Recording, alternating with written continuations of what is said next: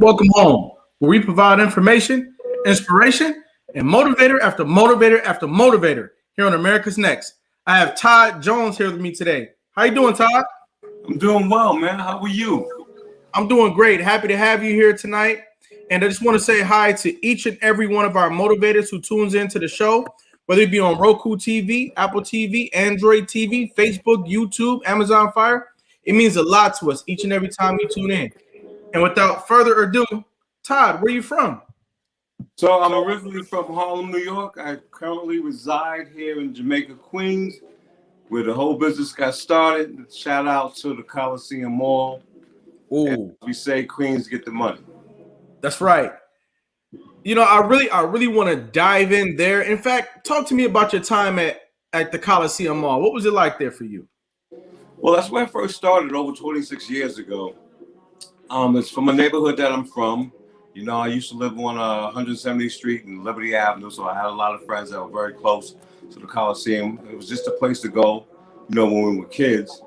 And I decided to put my business there. I said, why not put a business where people know you? Mm-hmm. What was it like? What was it like working there with so many of your, community members, meeting new people, and running a successful business in such a thriving, iconic place? For those people who don't know, the Jamaica Coliseum Mall is an iconic hotspot for culture, fashion, music, food, you name it, in Queens, New York. And Todd was able to open a business inside of that mall. What was it like for you? It was great there, man. I mean, like you said, you know, it was about the culture. You know, many times LL would walk in there. I got pictures of him, you know, eating donuts. Yeah, man, LL was mad cool. As a matter of fact, I did his daughter's party some years ago. You know, you would find Nas would walk in there. You know, he'd come and buy donuts and stuff like that and took pictures with the donuts. You know, Biz Markie, Wu-Tang. You know, it was a place to be, man. When hip hop was hip hop, you know? Right, yeah. You know, I was actually reminiscing about hip hop today, and I was thinking, I don't see young guys or even young girls having ciphers anymore. You know, freestyling and rapping. I don't see that as much anymore. You notice that? I've noticed that too, man. You know, they're not into it like the way we were into it back then, like when it first started. That's right. You know? Everybody, you know, was about doing a cipher, you know? Yeah. It seemed like everywhere you look, somebody was doing a freestyle or rapping something that they had written down. And it was like somebody was always trying to get into somebody else's ear because they had written something down, you know? Right. I remember having to go around people in the hallway if I wasn't a part of the cipher myself, because somebody wants you to hear these rhymes, you know? Right. And, you know, I wonder if we are actually losing hip hop as we know it right in front of our eyes, because if the young people aren't freestyling, if they're not rapping, then, you know, who are the next rappers, you know? Well, I feel that hip hop is transitioning, you know, going to another level. And I think these young kids are going to carry the torch the right way. But we just have to give them the backing and the encouragement to do what they do, because hip hop for us was, you know, it was something that we did, that we invented, you know. So I think it's making a change in the transition right now. So that's right. I think it'll be all right. Yeah, I do too, and I think that a lot of young people can learn from your perspective and learn from your story, because, like you said, you and your counterparts were pioneers of hip hop, which became rap, and you didn't just marginalized into a life of obscurity. You actually started a business, and you're still relevant today by way of your business, a thriving donut business. And I think that, you know, young people who are involved in music culture can learn from your story how to actually transition your life into other activities that can still bring you prosperity. And with that being said, let's talk about your childhood. What was elementary school like for you? Elementary school for me was very good, because I had some great teachers. I was very fortunate to have a lot of African-American teachers teach me, you know. And to me, African-American teachers, they teach differently. You know, it's more of a touchy-feely type thing like that. Like when you do something good, you know, they touch your shoulder. You know, and back then, man, that's what was necessary. You know, it's different now the way that they teach. With Zoom now and all the other stuff, there's no personal, touch to it. There's not a real experience. Yeah. And to put that together with saying experience with us, with Cousins Dozen, you just don't get a donut. You actually get an experience. That's right.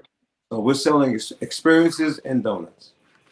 I feel that way because you're obviously not at your donut shop right now, and yet you are in uniform, and I feel that you're not just dropping donuts. I feel like you are creating recipes. You are taking your time, making sure that things are happening properly. And so when somebody gets a donut from you, it's almost like soul food because of how involved you were. Absolutely. I have a passion and a purpose for this. I've been making donuts now for 46 years. It's all I've ever done. Wow. I remember in high school and in the elementary school, our teachers telling us, you got to have one way of doing things. You got to have a plan B, which I found out was a lie. It's plan A, man. It's got to work. Yeah. If you got a plan B, then you keep flipping. Find one thing that you're passionate about and do it. Talk to me about that. Talk to me about that mentality. That's not common culture. That I'm just going to have a plan A and make it work. Talk to me about that mentality. Where did you get it from? Well, first and foremost, I want to say this. All ideas come from God, right? All ideas come from God. Mm-hmm. And if you're fortunate enough to get an idea from God, God is going to make a way for that idea to come to manifestation. Wow. I live on that. I live on Faith Street, And, I make declarations about things, and declarations is saying it and it happening. Right. It's in the beginning, God created the world. The word was God. That's right. So whenever you make a declaration, it's a statement to the universe what's going to happen. That's right. To me, it's really that simple. And having, just being persistent in what you do, loving what you do, and having what you do have a purpose. That's right. I can't see myself doing anything else. I won't do anything else. I mean, if you can see this on my arm, it says donatologist. This is what I do. I got my logo cut upside down on my arm. I'm into this. I bleed glaze, man. Yeah. That type of dedication is being taught tonight here on America's Next Motivator. Mm-hmm. And that's one of the reasons why I appreciate you taking the time out. You've got to be so committed that, like you said, you live on Faith Street. I think it's so powerful when you say, when God gives you an idea, you've got to believe that the provisions for that idea are there. So you don't need a plan B. Well, let me say one thing, because people say this all the time, and you just said it. They say believe. If you look up the word believe, it means you have doubt. It's a knowing. It's a knowing, which is another level. Mm-hmm. Like, that this is going to happen. The only thing that you don't know is the time. Mm-hmm. And that's up to God. And God's timing is impeccable. That's right. Impeccable. Yeah. Yeah. See, So, when you move the perspective like that, just that little bit from belief to knowing, see, that's wisdom. That's wisdom right there, y'all. Let's get some hearts and lights in the building. This is why you talk to those who have made examples before you, because they can help you make adjustments in your perspective. Now, would you say that this brand of knowledge of self came from the teachers in your life having that personal touch? Like, you could tell people they want you to achieve because they're making you know it. Did all of that amount into this confidence that you have today, or was it somebody else? Was it somebody in the neighborhood? Was it somebody at the corner store? Who influenced you? Well, when I first started working, I was working for these 3 African-American brothers. They had a store called Cup and Two. It was my first time really seeing Black men run things. And it intrigued me, you know, and my father was an entrepreneur, you know, so I was surrounded with men like that. And because of the fact I like to read, I read a lot of autobiographies of successful Black men. And one of my biggest mentors was Reginald Lewis. Really? You know? Yeah, he was a billionaire, a Black billionaire. Yeah, that's right. Yeah. Yeah, he worked on Wall Street. As a matter of fact, here's a little fun fact. His company owned Krispy Kreme. Really? Yeah, yeah. And he's a mentor in my head. Like I actually, you know, sometimes I consult him. Like people might think it's crazy, but it works for me. You know? And when you say you were mentored by Reginald Lewis, was that by way of books? Yes. Or yes. Yeah. Most of my mentoring was through books. Like there's a book with A.G. Gaskin, another a businessman. The guy, what's his name? I forget his name. He used to be CEO of Time, Time Warner. You know, guys like that, man. I read about. That's right. You know? And it influenced me, totally influenced me, because it was like, if they can do it, why can't I? You know, why can't I? That's right. And that's what motivated me, seeing it already done. Seeing it What already. What was your relationship like with your parents when you were younger? I had a great relationship with my parents. My dad was you know, he was an entrepreneur. He used to take me to work with him and stuff like that. And my mom was my biggest fan. She passed away several years ago. And you know, she's like my why I do what I do. She always believed in me. She said, you can be anything you decide to be. It's all up to you. And to this day, I remember that. Having someone tell you that, it's golden, man. It's the fuel. It's the fuel in your tank. Yeah. You know? And as I was very fortunate to be around people, especially adults that believed in my ideas, and other friends of mine who didn't say I was crazy when I said I wanted to own a donut shop. And, you know, Cousins Dozen is the fastest growing franchise in franchise history. It's $1 billion global company. You know, I got friends like that believed in that. That saw that vision. Right. You know? What was your childhood crew like? Talk about them. What was your childhood crew like? First and foremost, everybody that grew up with me had a job in a donut shop at some point in their lives. Wow. You know, my crew was tight. And the guys that I hung out with, we always wanted to win. We always strived to win. Yeah. Yeah. And when we say to win, it didn't mean that other people had to lose. You know, we were just concerned about winning, man, being at the top of our game. That's right. You know? Yeah. Okay. Go ahead. Yeah. I just want to repeat that. Like my crew was tight. We all thought the same way, had the same mindset, and encouraged each other. Yeah. You know, there were guys that worked in corporate America. You know, I got friends that are doctors. You know, I got very high positions. It's just the way we roll. You know? That's just the way we roll. Achievement is just the way that you guys roll, huh? Yes, absolutely, man. Absolutely. And there was no ego, you know, letting your ego get bigger, because to me, ego means easing God. You know? We all, you know, just encourage each other. To this day, I got friends 40, 50 years. Right. You know? So now, what specific community in Queens are you from? Because I've had conversations with some people from Queens whose perspective and experience was completely different. Are you from a legacy neighborhood? Like, what particular area are you from where knowledge of self was going around in this type of way? Knowledge was born, if you will. Well, you know, I was around a bunch of 5%ers who I studied their books and stuff like that. And we just had a good community. Like, my friends' parents had great jobs, and some of them ran businesses. So I got to see that up close. Right. You know? Yeah. And, you know, like I was from 170th Street and Liberty Avenue, which is across from Southside. And I had friends that lived in St. Albans. You know, higher tax bracket, who made more money than we did. But we were all friends. We're all friends. Ladies and gentlemen, as you know, it's the summertime. We're approaching the summertime, at least here in New York. And so in our background, you can hear the celebration that's going on. There's no way around it. When you're out here in New York, that's the way it is. The culture is all in the air.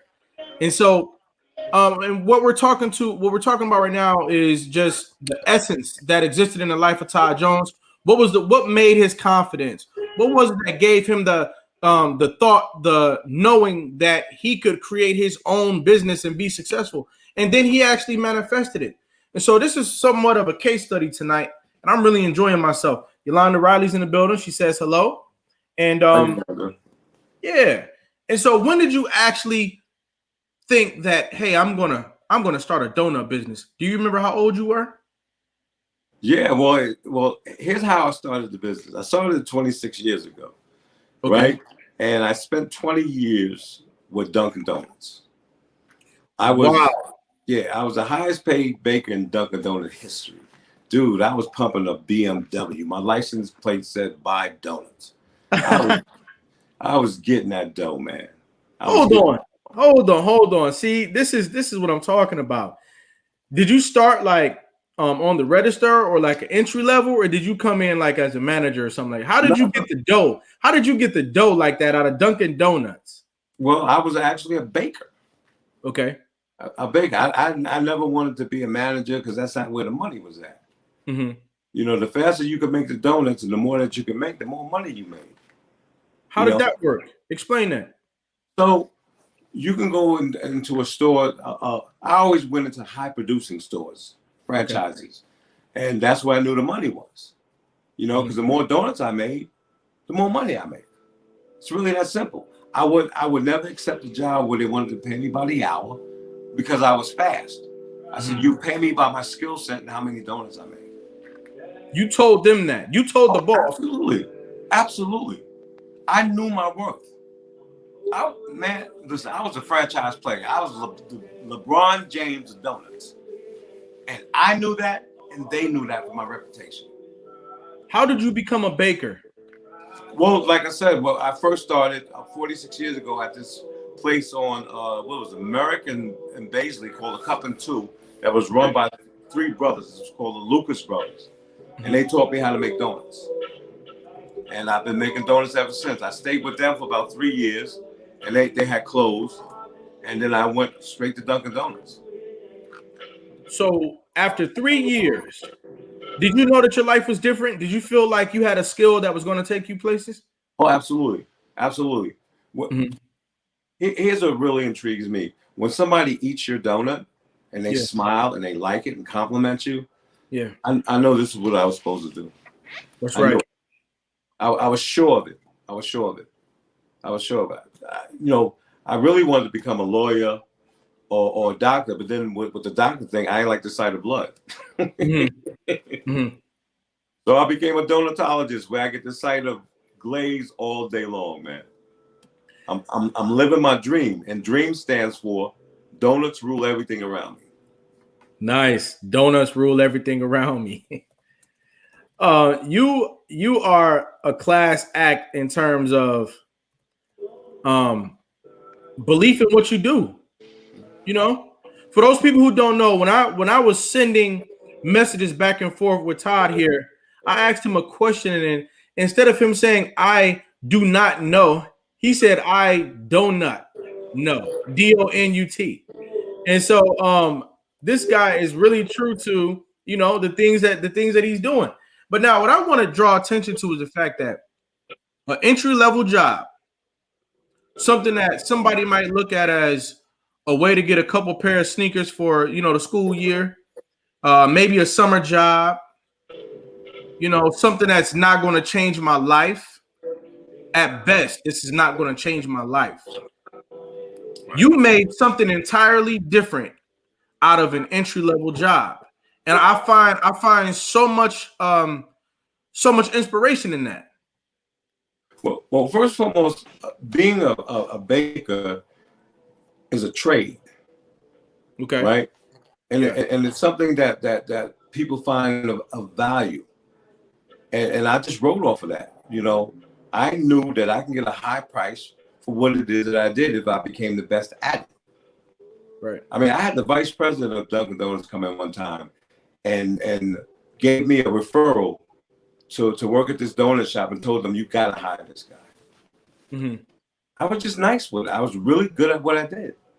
Yeah. I was faster than everybody else. I was more proficient than everybody else. And I got the job done. And that's what— Have times changed? Have times changed at Dunkin' Donuts? Do they still actually bake their donuts? Because I've never seen anyone baking donuts, I don't think.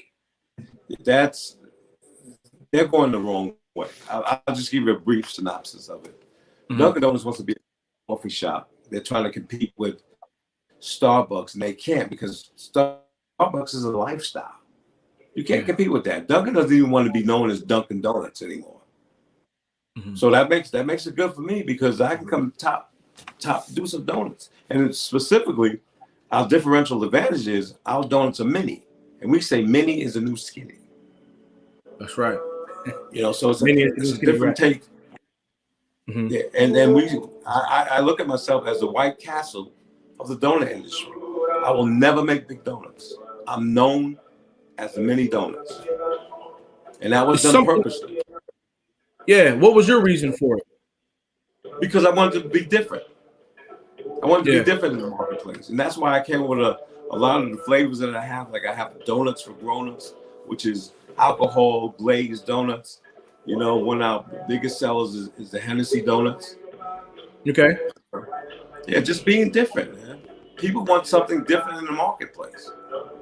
So after 20 years working at Dunkin' Donuts, it dawned on you that you were going to take the idea that God gave you and move on it. Let me tell you how it happened. So I was working at one of the busiest Dunkin' Donuts on Long Island for a number of years, and the owners decided to sell the franchise to a new owner. When the new owners came in, they decided I was getting paid too much. So they let me go with 1 week severance pay. So I was depressed for a little while. And to get me out of my depression, I love to read. So something told me, not something, but the Spirit told me to go to Barnes & Noble. This is a true story. Mm-hmm. So I'm walking to Barnes & Nobles. I'm walking near the magazine rack, and something tells me to stop and look up. I stop and look up. There's Entrepreneur magazine. Spirit told me to take the magazine down and open it. When I opened it, it was that donut machine that I have today. And I said, God, say no more. And I never looked back. So the Spirit told you in what appeared to be one of your lowest moments, you lost your job. Spirit told you, get up and go to the library. Get up and go to Barnes & Nobles. Yep. You happen upon a magazine, open it up, and there's an image of your donut machine. How did you get the money to buy the donut machine? Credit. Okay. I had a credit card, and at the time I was married, I told my wife what I wanted to do, and I flew out to Minneapolis, Minnesota, brought the machine on the spot, came back. The name Cousins Dozen came to me, and I was up and running at the Coliseum. Mm-hmm. It sounds like it happened fast, but you consulted your wife? Did you? I mean, I needed her approval, because it was going to be our money and, that type of thing. I would never do nothing like that. I mean, that's my partner. Right. So I consulted her, the last consultation. Well, the first consultation was with God. He said, get her backing so we'll be all right. So we have no problems. Mm-hmm. Yeah, that's right. And she was 100% with it. And that's how Cousins Dozen got it started. How did it feel to have a partner outside of God, somebody believing in, knowing that what you desire to do is valuable enough to support you? How did it feel to have that support? Talk about that. It's the greatest feeling in the world for somebody to see the same vision that you see. Mm-hmm. That's right. It's incredible. And if you ever have something like that, know that you are blessed. Know that you are blessed. We have since parted, divorced, but we're still best friends, and she still believes in my business. Mm-hmm. You know, one of the first people that really believed in me was my mom. You know, that's why I'm so passionate about, you know, when we start this franchise, I'm going to market it to women entrepreneurs. Why women? Women are the fastest growing segment of the population that's starting businesses, that's graduating college. I think this is the perfect business for a woman.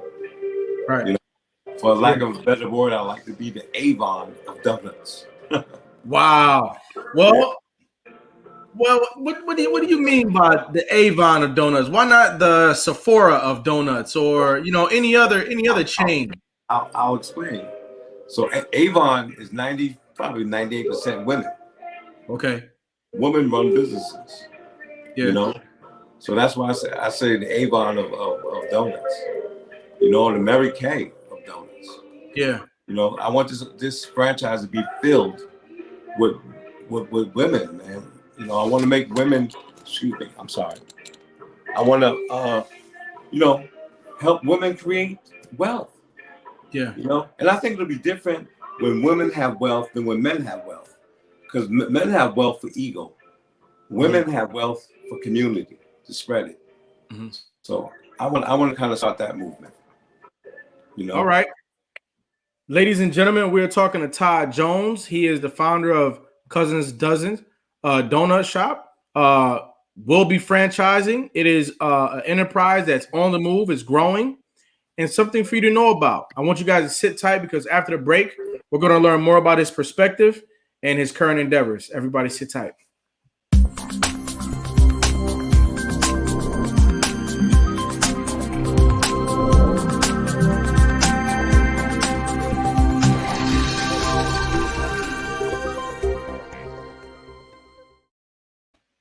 America's Next Motivator, Monday, Tuesday, Wednesday, and Friday at 9 p.m. Eastern. America's Next Motivator, hosted by me, Cedric Riley, sponsored by the Pride Empowerment Network and our viewership.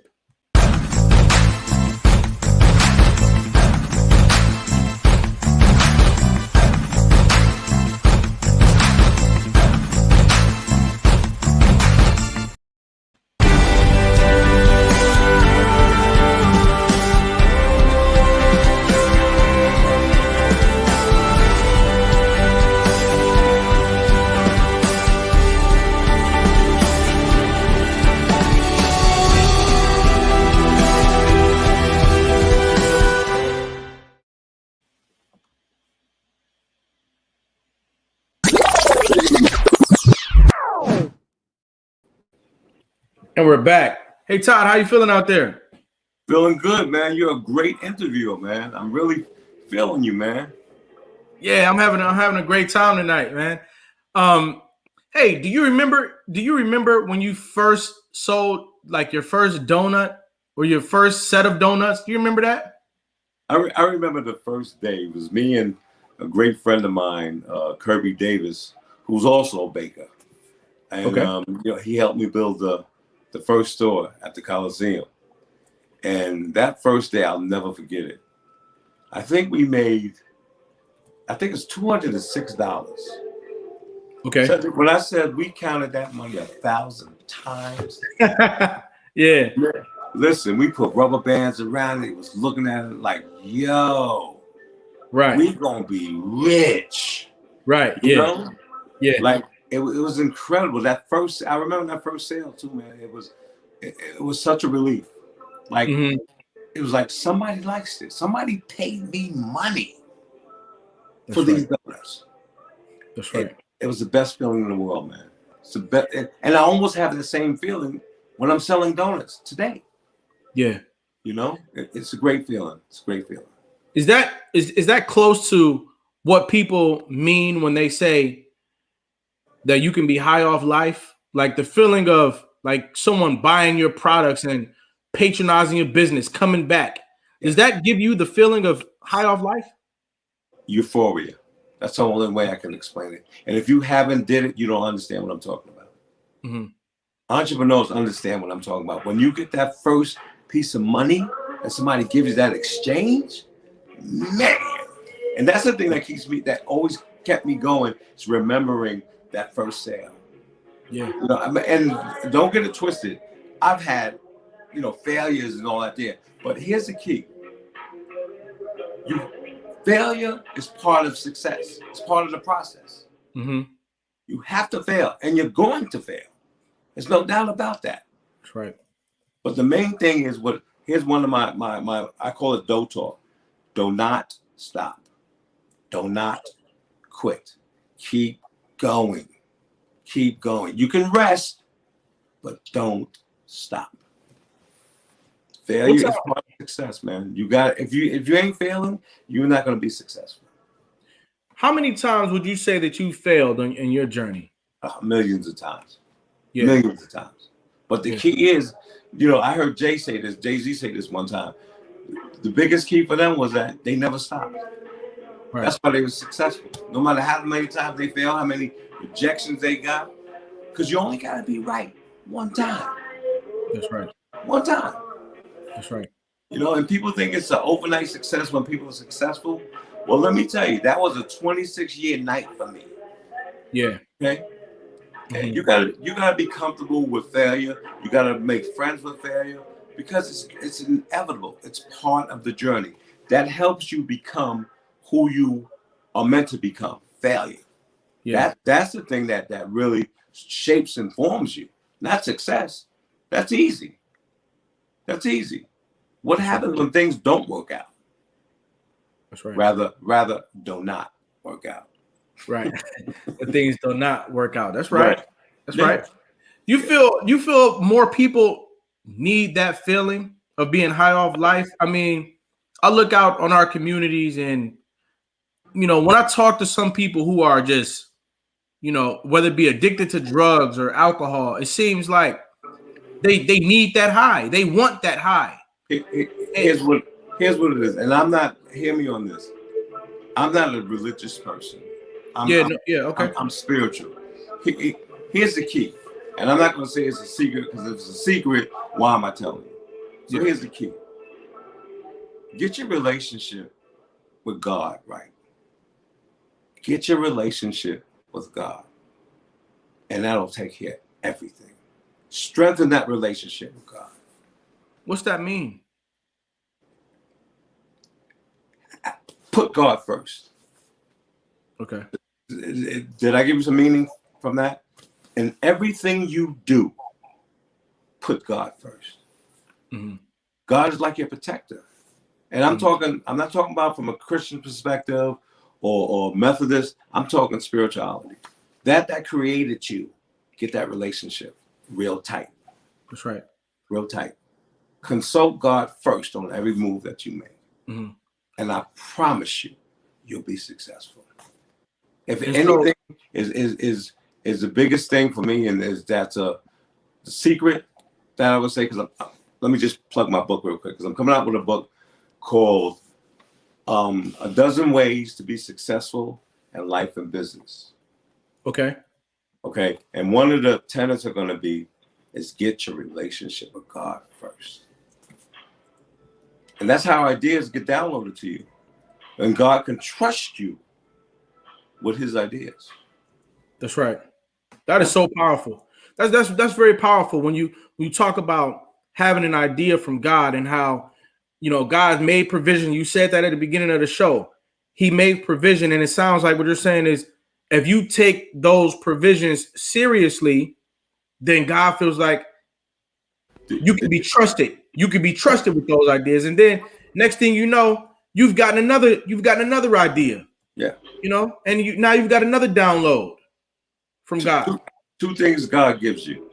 God gives you vision and gives you provision. Mm-hmm. What's the difference?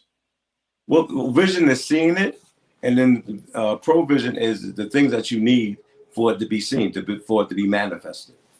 Right. Yeah. What do you say? What do you say to the young man or the young woman out there? They might be in foster care. Maybe they just have a tough life growing up in New York City or anywhere USA. And they could use a word from you tonight. They're right in the middle of failure. And they're looking at you. What do you say to them tonight? So I would say to them, the things that you are going through is to mold you mold you. Like diamonds have to be like rough. They got to be rough on the edges. So the things that you go into are things that you're going to be able to use in life and tell other people about, you know, and you know, you go through stuff, you know, just go through, you don't stay there. One of the ways to go through stuff is like, and I'll repeat this because I think it's very important, get your relationship with God straight. And here's another one, you know, prayer is talking to God, right?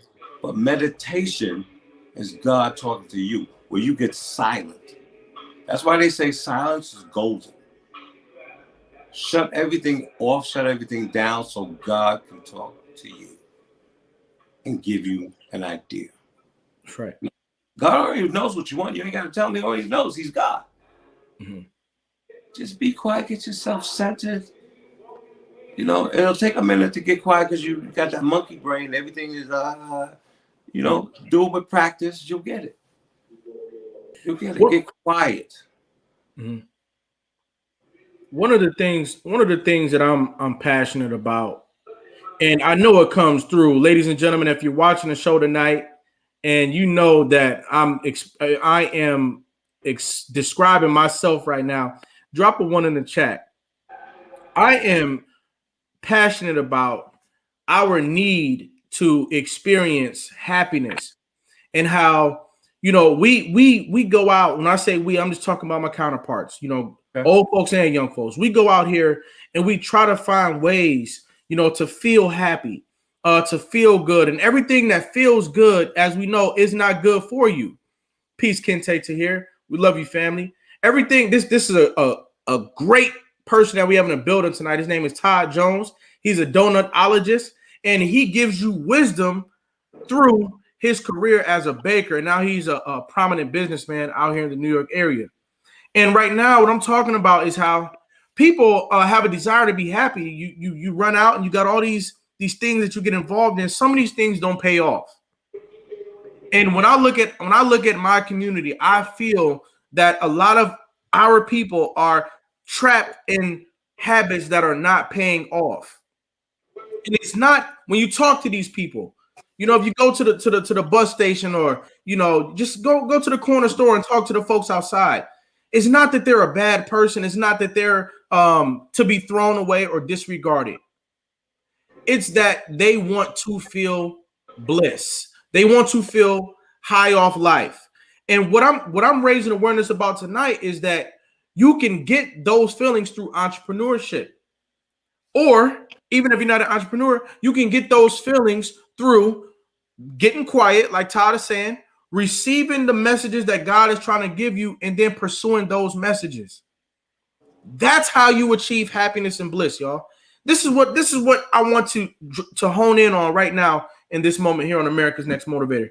So now, walk with us. As your business started to grow in the Coliseum Mall, what did that journey look like? Did your business just start booming? Did you have to do some marketing? How did you get your business to grow? Well, it took a lot of faith, a lot of failure. I want to really emphasize that. It took a lot of failure for me to know what right to do. You know, it wasn't always, you know, booming. You know, it was a process. It was a process. It's a process that you go through to get to that. You know, a lot of the young kids want this microwave success. They want it to happen overnight, and that's not how it works. That's right. You know, it's not. See, because the business will build you into the person that God wants you to be. That's what the business does. You know, like it makes you a stronger man because you're sticking with it. Like nobody bought donuts yesterday, but I'm still going back tomorrow. Absolutely. You know, I've had that before. Yeah. I've had like for instance, we would do a festival that wasn't really my market, and I would have 3 guys that I hired. I would rent a truck and you know, go out there to make money, and wouldn't make any money. Yeah. But I still had to pay my staff because they showed up. Right. You know, stuff like that. That shows you what entrepreneurship is all about. You know, because sometimes it's not about you making money. You know? Yeah. Wow. Yeah. you know, and it's not always about the money. It's more of who you become because of your business. Yeah, exactly. You know? Yeah. Isn't it also the perspective that you gain? You don't just only have the perspective of the employee, you have the perspective of the entrepreneur. You are, it seems like you're a little bit more free than the average person. You know who I have the most respect for as entrepreneurs? Who? Vendors that you see outside, like the guy who's selling the incense or the person that's selling the Thai nicey. I got the most respect for them. Yeah, talk about it. Why?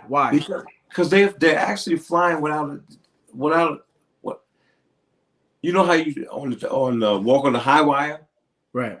It's like they walking on it with no net. Yeah. No, anytime they can be shut down, their stuff thrown away, but they go out there day after day after day, hustling. Right. I got the most respect for them. Yeah, I love buying from them because I know I'm supporting somebody who's taking risks. That's what an entrepreneur does. He manages risk. Right. And you're keeping it simple. Yeah. You're taking a cart, you're taking a product, and sheer will and confidence. Yes. And you are canvassing your neighborhood. Yeah, I've seen guys like the guys who sell the incense and the oils and stuff like that. Every day they set up and they have a big display. Yeah. You know, not knowing whether they're going to make money or not, but they be out there every day. That's right. I'm telling you, I got more respect for them than I do for the guy, the CEO of Amazon, Jeff Bezos. Yeah. I got more respect. More respect. Like it's and that keeps me encouraged. Mm-hmm. Keeps me encouraged. Mm-hmm. You know? Let's talk competitive edge. You started a business called Cousins Dozen. And is it Cousins Dozen or Cousins Dozens? No, it's Cousins 'S Dozen. Okay. Singular. Okay. So here's what I feel about competition, right? When you're competing in a field, you're saying there's not enough. Okay. So my thing, instead of competing, why don't you cooperate? That's where abundance is at. You're saying there's more than enough. So I don't look at anybody as competition, you know, because you do what you do and I do what I do. Mm-hmm. You know, there's enough out there for everybody. God created it that way. Right. You don't see flowers competing with each other. Right. They cooperate. That's where things expand. If you say competition, it gets small because you're saying there's not enough. That's right. So it's about cooperation. I'll do things with other donut shops. I shout out other donut shops. Mm-hmm. You know, how do you cooperate with a business that's like yours? For those people, because the competitive attitude is very prevalent out there in the world. The attitude of, I'm not going to tell you my secrets. I'm not going to shout you out. I'm not going to acknowledge you. If somebody's asking for something I don't have and I know you have it, I'm not sending them to you. But that's all over. But that's trading. That's showed to us in elementary school. They trained us like that. They trained us like that. Oh, he got to be by rating us. Yeah. They want us to be in competition with each other. It's designed like that. It's designed like that. So when you want to get out of the rat race, don't think competition. Think cooperation. Remember when the milk industry got together and they came up with that slogan, "Who got milk?" That was all the milk businesses doing that. And they they got more money than anybody because they cooperated. Wow. They work together. Cooperation is working together. When you work together with somebody, you'll make more money. And I want you all to conceptualize what Todd is saying tonight. He's really giving us a lot of wisdom tonight.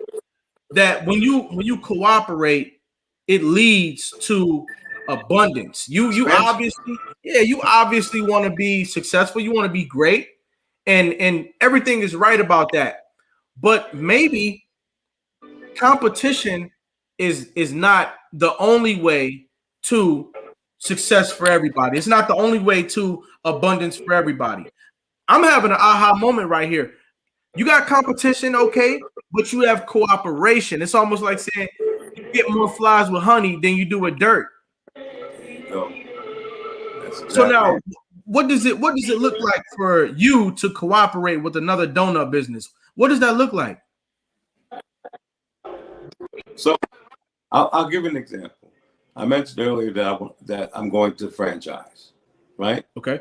That's showing everybody my secrets, Mm. right? And I want to create abundance for everybody, Mm-hmm. You know, if you believe in the vision of Cousins Dozen becoming the fastest growing franchise history, and it's a global billion-dollar company, going to be part of that. Let's cooperate. Let's work together. Right. And that's something that we need to do as African Americans, learn to work together. There's enough for everyone. God created it that way. He created it that way. So if we work with the Lord, go ahead. And when you're working with the laws of God, cooperation is one of them. So watch yourself. That's not competition. It's cooperation. But go ahead with what you were going to ask. Yeah, I went out and found your website, and I want everybody to take a look at your website because. Riley, you still there? Yeah, I'm here. Hello, can you hear me? Can you hear me? Yeah, I can hear you. Mm-hmm. Yeah. Okay, yeah, I'm getting ready to show your website. Everybody, check his website out. Give us 1 second. And you guys check this out because we have to get out here and support this business.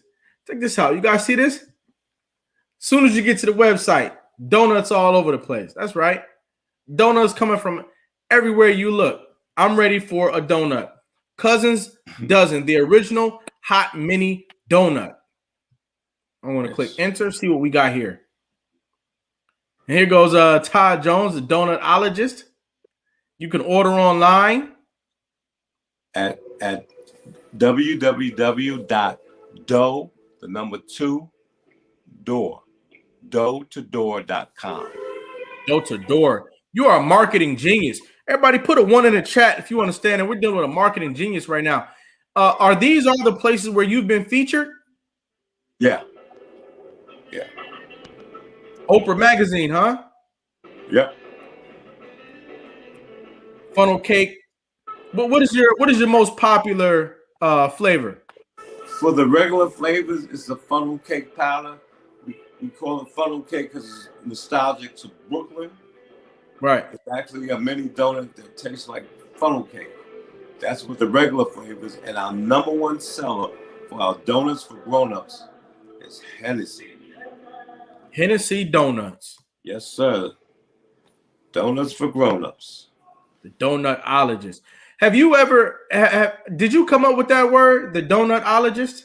Listen, I'm smart, but I ain't that smart. It's all God. Okay. But did it come through you though? Yeah, absolutely. I wake up in the morning and it's there.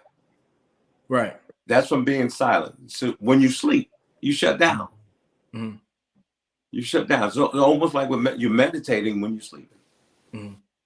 And God just download everything that I do. All glory goes to God. All glory goes to God. I'm just a great steward of his ideas. Mm-hmm.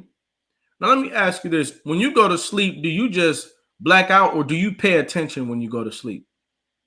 It depends. It depends on what kind of day I've had. Mm-hmm. And if it's necessary for me to like go right to sleep because God got something for me. Right. You know? Yeah. But what I'm saying is, to clarify, do you like try to pay attention as you're dreaming? Like, do you pay attention to your dreams? Like I said, it depends on if it's something I'm supposed to hear. Yeah. You know, I'll hear it. Right. You know, and I'll see it. One dream that I had, which was very interesting. It might have been 20 years ago. I had a dream that I was standing on a corner on 125th Street in Harlem, standing on the corner, and this long white beautiful limousine pulls up. Mm-hmm. And it pulls up to where the door opens. And inside is Martin Luther King, Marcus Garvey, and Malcolm X. They tell me to get into the car. I get into the car and the door closes. And they download some information to me. Mm-hmm. And when we stop back, I come back to the same corner on 125th Street. I get out of the car. Before I get out of the car, they said, "You're a leader. You're a leader. We're watching you and we got your back." I woke up crying. I think that was the time that I knew what my purpose in life was. And I never stayed away from it. I always, always wanted to give great information. Great leaders don't make followers. They make great leaders. That's right. Do you feel the admiration of other, men and women in your community? Do people stop by and check on you and just, pay respect? And not only that, people I don't even know. People that I don't even know come in at the right time when I'm feeling a certain way and say the right thing. Right. And bro, I'm a man. Tears will come out my eyes. And they would understand why I'm crying. Seriously. Right. It's real serious for me, man.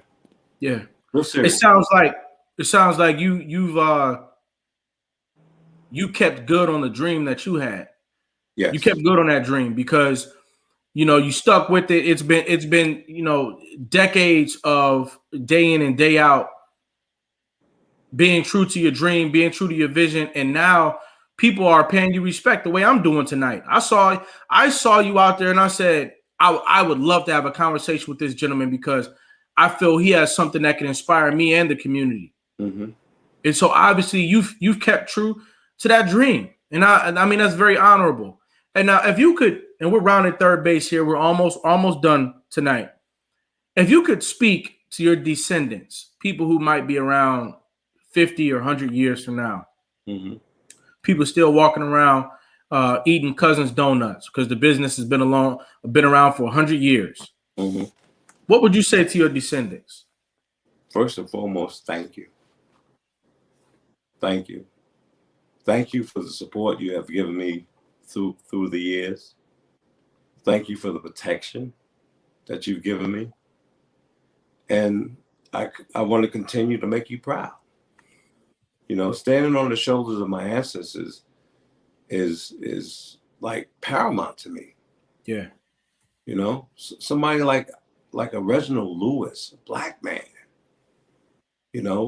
who showed Wall Street that, we could do this too. Right. Guys like A.G. Gaston, who was a phenomenal businessman. Another gentleman in Atlanta, I forget his name, but he does a construction company. Mm-hmm.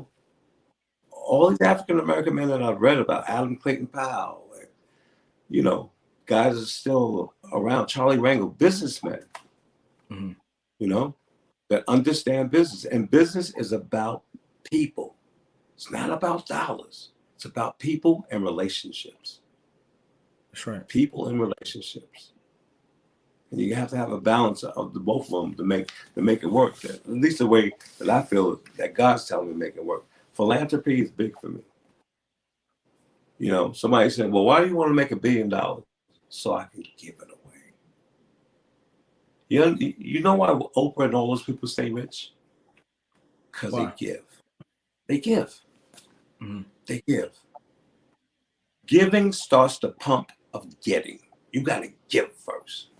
Mm-hmm. That's how you get. They understand that principle. You give, it comes back 100 times fold. Todd, what is survival to you?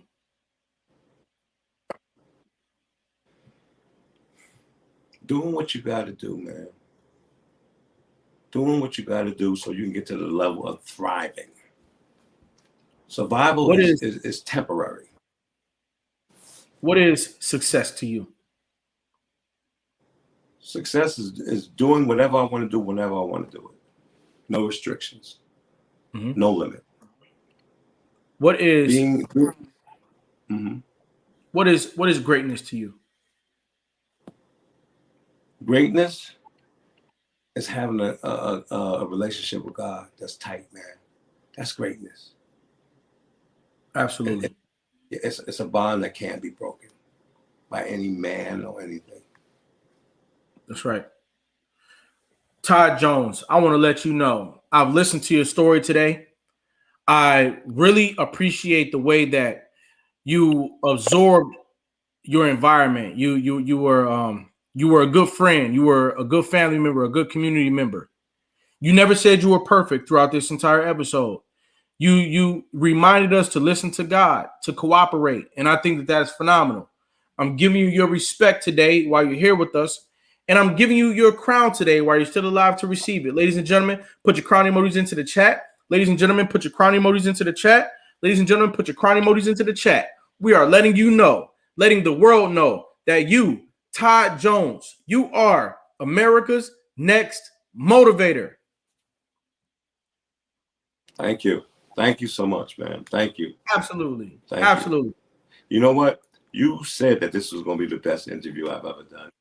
And it is. You spoke that. You spoke wow. That. Hey. And I thank you, brother. I thank you. Yes, sir. And I want to give you your crown. And I know you already got it, but this is a special one for me, brother. Wow. Appreciate you, man. Yes, sir. Thank you. Thanks for stopping by tonight, all right?